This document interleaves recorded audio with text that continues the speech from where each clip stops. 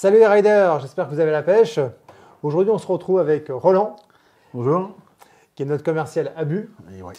et sur un rayon complètement différent de d'habitude, parce que normalement, on est plutôt sur la On moto. est plutôt sur la moto et aujourd'hui, on va parler plutôt vélo. Exactement. Alors pourquoi vélo? Parce que chez XTEM, depuis le mois d'octobre, on a commencé à référencer des produits vélo. Alors pourquoi des produits vélo? Tout simplement parce qu'on sent qu'il y a une vraie convergence. Chez le motard fait aussi du vélo. C'est la première chose. Quand on était au salon de Milan, on a pu constater qu'effectivement, il y avait des motos sur les stands, il y avait aussi des vélos. Donc, de plus en plus, il y a un besoin de s'équiper en vélo. Et vu qu'on a les mêmes fournisseurs dans la moto comme dans le vélo, Oui. la preuve avec Abu. La preuve avec Abu. Ouais. On s'est dit que c'était pertinent de le faire. Et à tel point, bon, ça reste de l'anecdote, et puis j'aurai l'occasion d'en reparler. Mais au salon de Milan de la moto, je me suis acheté un vélo. Tout le paradoxe est là. Mais en fait, ça prouve vraiment que les deux secteurs d'activité sont en train de converger. Les deux, oui. Et même au salon de la moto de Lyon, il y avait un pôle aussi mobilité. Actuellement, tout ce qui est mobilité douce, donc vélo, trottinette, c'est vraiment ce qui a le vent en poupe et c'est vraiment ce qui explose dans nous au niveau du business. Le vélo, chez Abus tout du moins, a très largement pris le dessus sur la moto. Nous, on fait une grosse partie de nos ventes sur le vélo. On vend beaucoup plus d'antivol dans le vélo que dans la moto chez Abus. On a eu aussi une grosse évolution, nous, du chiffre avec nos casques. Parce qu'on fait des casques urbains, on fait des casques sport, on fait beaucoup de sponsoring, on a des casques routes, des casques VTT, des casques enfants. Et donc nous, chez Abus, c'est vraiment cette partie antivol et casque vélo où il y a la R&D travaille beaucoup, il y a beaucoup d'évolutions. On a des nouveautés tous les ans sur les salons, il y a toujours des nouveautés. Alors que c'est vrai que sur le marché moto qui est déjà aussi un marché qui est beaucoup plus mature, qui va faire que il y a moins d'évolution, il y a moins de nouveautés. Le fait aussi qu'avec la norme SRA, ça réduit aussi un petit peu la voilure pour, entre parenthèses, l'excentricité des produits, qu'on n'a pas encore dans le vélo. Dans le vélo, on a des normes, on en parlera peut-être tout à l'heure, on a des normes à peu près identiques au SRA dans la moto, pour les assurances. Mais ces normes-là sont un peu plus ouvertes que dans la norme SRA.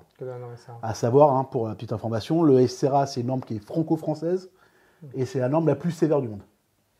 Voilà. Complètement. Alors, tu disais tout à l'heure que Abus sponsorisait des équipes. Oui. Vous sponsorisez qui? Donc, on a le gros sponsoring, c'est la Movistar, qui fait le Tour de France. Ah oui, quand même. Équipe numéro 1 à l'UCI, qu'on sponsorise depuis plus de 5 ans maintenant, et avec laquelle on a fabriqué nos casques sport. C'est-à-dire qu'en gros, il y a 5-6 ans en arrière, on sponsorise la Movistar qui nous demande un casque aéro, que l'on n'avait pas dans la gamme. Et donc, on est parti d'une feuille blanche, on a investi dans de la soufflerie, il y a un gros pôle R&D qui a travaillé dessus. Et on a développé toute la gamme sport route, a été développée avec l'équipe Movistar. Ok. Voilà, donc c'est eux on a fait des protos, c'est eux qui nous validaient, qui nous demandaient les modifications, et ça nous a permis d'avoir des casques super intéressants. Et en plus, pour la petite histoire, tous nos casques sport milieu haut de gamme sont fabriqués en Italie, dans l'usine Abus. Décidément, il y a beaucoup de choses fabriquées en Italie. Ouais. Alors, tu nous as fait une sélection de casques que tu voulais nous présenter. J'ai vu que c'était plutôt urbain, finalement. Oui, alors, parce que j'ai présenté les casques urbains, parce que la gamme urbaine, c'est la gamme qui est la plus connue chez Abus. C'est aussi la gamme qu'XTEM va travailler en priorité, parce que vous êtes plutôt sur la mobilité douce, plutôt que sur la partie sport. Donc, même si, regardez. Même s'il y a quand même du casque sport. Ça, c'est mon casque perso, c'est parce que j'ai acheté un vélo, donc j'ai aussi un casque. Et là, c'est le Moventor, qui est donc plutôt un casque gravel VTT. Exactement, oui. Casque sport gravel VTT, oui. Donc, on a la gamme urbaine chez Abus, c'est par définition, chez nous, on est un des plus gros leaders de casques urbains. On a commencé sur l'urbain. C'est en volume, c'est ce qu'on vend le plus. D'accord. Après, au niveau du chiffre d'affaires, on va dire, on a la partie route, vu qu'on est sur des tarifs un peu plus élevés, qui grappillent aussi beaucoup, parce que avec les investissements qu'il y a eu avec le sponsoring, on a eu des bons retours, on a des belles ventes. Nous, l'évolution, c'est en perso, mais l'évolution du chiffre d'affaires d'Abus se fait essentiellement sur la gamme sport. Donc route et VTT. Route et VTT. Ouais. Alors, c'est quoi on les a pas là, mais juste pour citer les grands modèles sport. Le modèle le plus connu, ça va être le Airbreaker Ouais. et le Game Changer. Donc, le Airbreaker, c'est notre casque haut de gamme à moins de 200 grammes, fabrication italienne, qui est porté par quasiment toutes les équipes qu'on sponsorise route, D'accord. et même une partie des équipes VTT, parce que c'est un casque avec beaucoup d'aération, qui est très léger, qui a un bon fit, qui est très confortable. Moi, j'en ai un perso, et c'est vrai qu'au bout de 10 minutes, on l'oublie complètement. Ouais. C'est très très agréable. Et après, on a le Game Changer, qui est le casque Aero, donc qui est le premier casque qui a été développé par Abus en collaboration avec la Movistar, qui est actuellement une très belle vente, parce que c'est le casque qui gagne en cyclocross avec Van Der Poel depuis 2 ans, et qui a aussi un look qui est assez particulier, qui plaît beaucoup. Ok. Et qui va évoluer au courant de l'année. Ça marche. Voilà. Donc, sur cette gamme urbaine mobilité. Donc, sur la gamme urbaine mobilité, on a différents types de casques. Alors déjà, on va parler un petit peu technique. Quand vous achetez un casque, il y a 2 types. Il y a une chose à savoir, c'est est-ce que votre casque est ABS ou InMold. Un casque ABS, ça va être typiquement le IBAN. Le casque ABS, ça va être un casque où la coque va être rivetée ou collée sur l'ABS, sur le polycarbonate. Ah, on voit bien la différence, effectivement. Il y a un petit jour. Il y a le polystyrène et puis il y a un petit jour entre les deux. Exactement. Et on voit les rivets sur les côtés, qui sont ici. Ah oui. Pardon. Qui permettent d'avoir une coque qui va rester Donc ça, c'est sur le casque. Classique ABS. C'est le classique ABS. Alors, l'intérêt d'avoir un casque ABS, il y en a 2. Okay. C'est le prix. C'est essentiellement le prix. Et c'est souvent... il n'y a que 2 tailles. Donc, c'est assez simple à choisir. Après, l'inconvénient dans l'ABS, ça va être plus lourd. D'accord. Et il y aura moins de tailles. Parce qu'on ne fait que 2 tailles, parce que c'est pareil, c'est aussi une question pour le coup. Donc, souvent, au niveau des têtes, l'inconvénient, surtout, c'est pour ceux qui ont des petites têtes. C'est que souvent, le problème avec un ABS, ça va dépendre des modèles, mais le casque va vous faire une plus grosse tête. Parce que le fit sera moins ajusté à la taille de la tête. Alors que dès que vous allez commencer à monter en gamme sur des produits, il y aura plus de tailles, donc les tailles seront plus restreintes. C'est comme pour la moto. Hein. Et donc, les tailles feront moins de circonférence de tour de tête. Et donc, forcément, au niveau du fit, le casque sera au plus près du crâne. Après, en termes de sécurité, ça ne change rien. Mais c'est surtout pour visuellement. Et après, quand vous passez sur la gamme dite InMold, le casque, en fait, il y a une fusion entre le polycarbonate et la coque. D'accord. Donc, cette fusion va vous permettre d'avoir un casque qui va être beaucoup plus rigide. Et donc, ça permet d'enlever de la matière. Et ça vous permet d'avoir des casques qui vont être plus compacts et plus légers. Et là, on voit qu'il n'y a pas du tout de rivet. Il n'y a pas de rivet, il n'y a pas du tout de jour. Alors, en plus, ce casque-là, il est double InMold. C'est-à-dire que vous voyez, même quand vous le retournez, vous ne voyez pas du tout le polycarbonate. Parce qu'il est complètement refermé. Donc ça joue sur le côté visuel, ça fait des casques mieux finis. Alors, tout le monde ne le fait pas. Et ça aussi permet d'avoir une petite protection supérieure quand vous laissez tomber le casque par terre. Ouais, même si on évite de faire tomber le casque par terre, bien sûr. Hein. Ça ne touche pas la polystyrène tout de suite. Exactement. Mais en poids, entre cette version-là et cette version-là, si vous enlevez la visière, on gagne 40% de poids. On le sent. Et là, pourtant, il y a une visière en plus. On sent que celui-là est beaucoup plus léger tout de suite. Et l'autre intérêt d'avoir un casque InMold, donc en dehors du look, du poids, ça va être aussi au niveau des aérations. Vu que le casque va être plus rigide par le fait de cette fusion coque et polycarbonate, ça va permettre aussi d'avoir des ouvertures ou plus grandes ou d'en mettre plus. Ouais. Donc d'avoir une meilleure aération également. D'accord, même si là, il y en a beaucoup. Hein. Là, il y en a quand même. C'est aussi pour ça que ce casque-là, donc le IBAN, qui est chez Abus France, tout du moins, c'est le casque le plus vendu. Il plaît parce qu'il y a un bon look et parce que pour un casque en tarif entrée milieu de gamme, il y a beaucoup d'aération. Il est à combien celui-là ? Celui-là en prix de vente conseillé, hein, oui, bien sûr. 79,95 €. D'accord. Et ça, c'est le IBAN 2.0. C'est le IBAN 2.0. Alors, je vois qu'il a une loupiote à l'arrière. Voilà. Alors ça, c'est aussi une caractéristique des casques urbains. En général, et chez Abus en particulier, c'est que tous nos casques urbains ont un éclirage à l'arrière, avec plusieurs modes. Là, ça clignote. Ça, c'est quelque chose, si vous achetez un casque pour des déplacements urbains, pour aller au travail, des choses comme ça, privilégiez toujours un casque avec beaucoup de visibilité et avec un éclairage, et si possible, un éclairage qui soit haut et pas comme dans des casques plutôt entrée de gamme, l'éclairage sur la molette occipitale. Ouais. Parce que le problème, c'est que si votre éclairage est bas, il suffit que vous ayez un col un petit peu élevé, une écharpe l'hiver, des choses comme ça, on ne le voit plus. Et le fait de déplacer l'éclairage par le haut, ça permet aussi d'avoir un champ de vision qui va être beaucoup plus large. Là, on voit qu'en plus, bon, là, il est jaune fluo. Donc, Alors en plus, sur ce casque-là, on a fait un jaune fluo pour avoir plus de visibilité. Et en plus, un truc tout bête, hein, mais on a rajouté des réfléchissants à l'avant et sur les côtés aussi pour être mieux visible la nuit. Ouais, ici aussi, ouais. Voilà.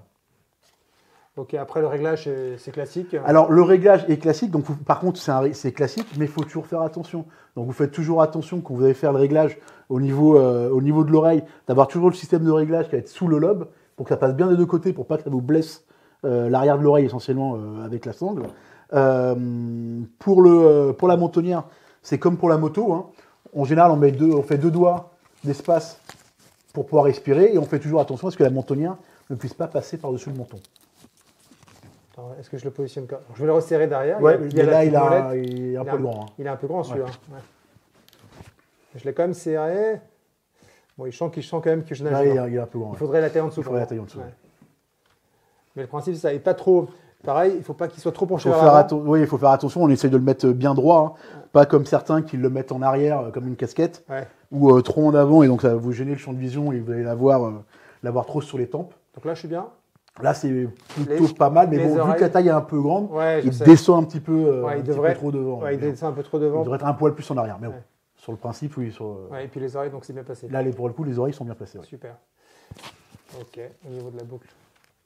Bon, ça marche. Alors, j'ai vu que c'est marqué SR 2032. Oui, ça, c'est la norme d'homologation. D'accord.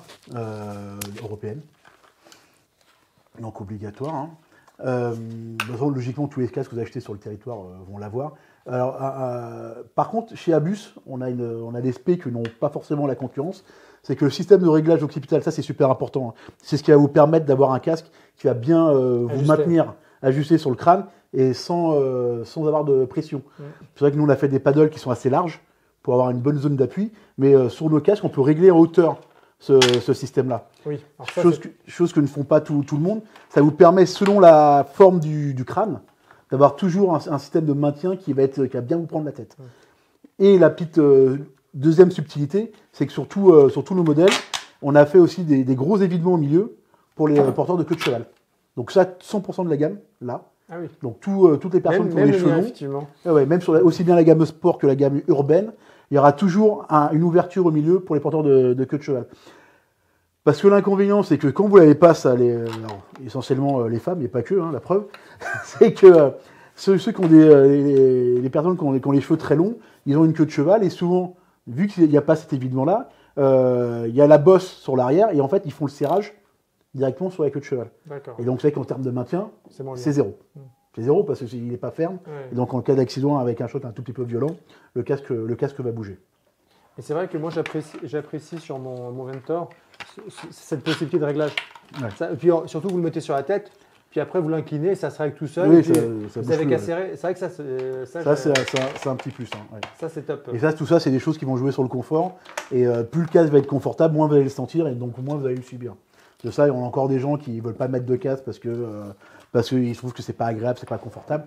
Toutes ces petites choses en plus, plus le fait de, si vous montez en gamme, d'avoir des casques de plus en plus légers et de plus en plus aérés, va faire que le casque, on va plus le sentir à la fin.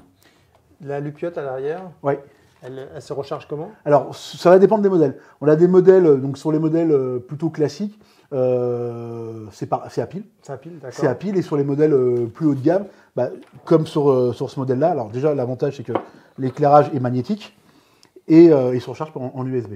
Ok, là c'est top, donc c'est pratique. Voilà, donc c'est le truc plus pratique. Ça va dépendre de la gamme du casque. Donc là on a fait le Mi-Band, donc le casque entre guillemets en ABS. Et maintenant, on va passer sur InBolt. Donc, sur le casque InBolt, là, j'ai ramené la grosse nouveauté, parce que c'est le casque sur lequel on cartonne actuellement, donc qui s'appelle le UD. Donc, casque vraiment urbain. On s'est basé un petit peu sur notre casque sport aéro. Donc, pour faire une coque qui va être très compacte, ça va permettre d'avoir un joli fit, et quand même avec des grandes aérations au milieu, pour avoir quand même quelque chose de bien ventilé l'été. Alors celui-là, c'est celui de mon épouse, d'Isabelle, et c'est vrai qu'elle l'apprécie, parce qu'il est très léger. Il est très léger, il est bien looké, sur la tête, il se porte bien. Donc, ce qui plaît beaucoup chez nos clients sur ce produit-là, déjà, c'est le look en général. Les aérations qui fait que... Parce qu'il y a d'autres marques qui vont faire des casques comme ça, on va dire semi-aéro, mais l'inconvénient, souvent, après, c'est l'aération. Nous, on a breveté un système qui s'appelle le système FAC, qu'on a remis sur certains de nos casques, qui va permettre d'avoir un grand rainurage à l'intérieur du casque pour le passage de l'air, et qui va laisser le casque respirer normalement, en fait, comme un casque classique. Je ne sais pas si on les voit, les passages là. On va pas peut-être bien les voir, mais en gros, c'est ces grosses rainures. En gros, ça va laisser un espace de 2 cm d'espace entre le crâne et le casque pour que l'air puisse s'engouffrer correctement. Okay. Après, sur un casque comme celui-là, je te laisse le tenir, on a aussi l'autre intérêt, c'est le système de fermeture. On n'a pas une boucle classique, on a une boucle magnétique. Donc là, l'intérêt, c'est qu'il suffit de mettre la boucle l'une sur l'autre, ça se fixe tout seul. Donc pour les gens qui sont pas à l'aise avec le casque, qui doivent chercher, il y a juste à les rapprocher, ça se ferme tout seul. Et même en termes de sécurité, ça va être un peu plus résistant à l'arrachement. Ouais, même si dans tous les cas, c'est homologué au niveau de la norme, mais c'est un petit plus.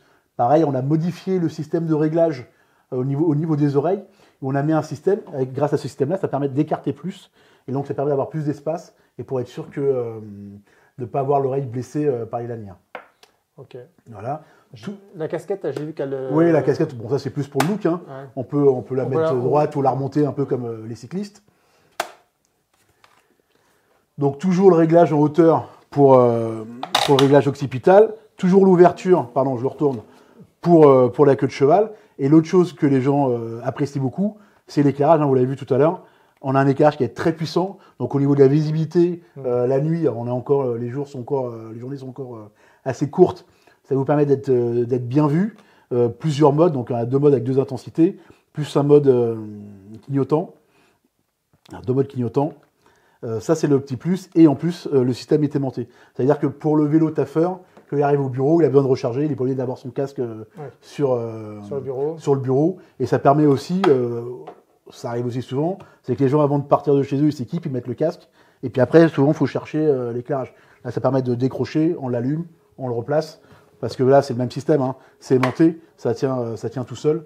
C'est aussi, voilà, c'est des petites choses qui vont permettre d'être plus visible et d'avoir un casque qui va être plus facile à utiliser au quotidien. Donc là, si j'ai bien retenu ma leçon, donc là, c'est un e-mold. Double. Et c'est un double, parce que j'allais dire, et c'est un double. Et c'est un double parce qu'il est complètement fermé. Ouais. Il est complètement fermé partout. On a pris que des doubles en fait. Et le mien aussi, c'est un double. Et le tien, c'est un double aussi, oui. Alors tiens, sur le mien, j'en profite. Hein. Oui. J'ai une question. J'ai vu que c'était marqué Queen. Alors le Queen, qu'est-ce que le Queen? Le Queen, c'est un système qu'on a développé, qu'on a mis en place sur nos casques sport. On a commencé sur le VTT, ça arrive sur le route depuis 3-4 ans. Et en gros, c'est une option qui coûte 50 €, qui va se loger à l'intérieur et qui va vous permettre, en cas d'accident, d'appeler les secours.